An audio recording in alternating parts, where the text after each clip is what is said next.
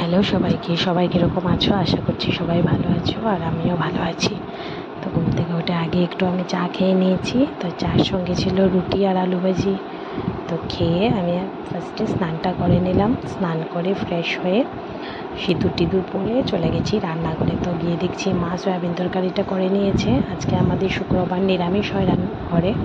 তো সয়াবিন তরকারি করেছে, তারপর কচুটা সিদ্ধ করে রেখেছে, শাক হবে, পটল ভাজি হবে, কাঁকরোল ভাজি হবে, উচ্ছে ভাজি হবে। তো তার মিডিলে আমি চলে গেছি আমার মেয়েকে স্নান করিয়ে গানটা চালিয়ে দিয়েছি। ও বসে বসে টিভি দেখছে। তা আমিও একটু ওর সঙ্গে বসে রয়েছি। তারপর এসে দেখছি মা উচ্ছে ভাজাটাও করে নিয়েছে। করে তারপর আমি পটল ভাজা আর কাঁকরোল ভাজাটা আমি করেছি, শাকটাও আমি করেছি। আজকের পুরো ভিডিওটা আমি ভালো করে করতে পারিনি, তার জন্য সবার কাছে আমি আগে থেকেই সরি বলছি। যতটুকু পেরেছি ততটুকুই করেছি।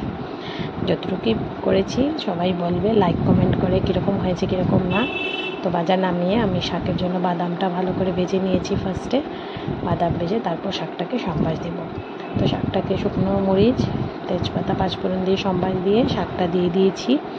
শাকের মধ্যে আগে থেকেই দিয়ে দিয়েছিলাম হলুদ, লঙ্কা গুঁড়ো, জিরে গুঁড়ো আর নুন, আর কয়েকটা কাঁচা লঙ্কা ছেড়ে দিয়ে দিয়েছি। তো শাকটাকে ফার্স্ট টাইম ভালো করে ভেজে অল্প ঢাকা দিয়ে দিয়েছি, জলটা শুকিয়ে যাবে।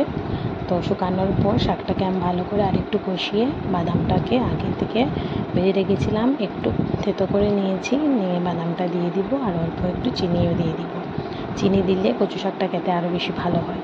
তো দিয়ে আমি নামিয়ে নেব। তো আমার এই পুরো ভিডিওটা কীরকম হয়েছে সবাই লাইক শেয়ার কমেন্টস করে নিশ্চয়ই জানাবে। Till then tata bye bye and thank you.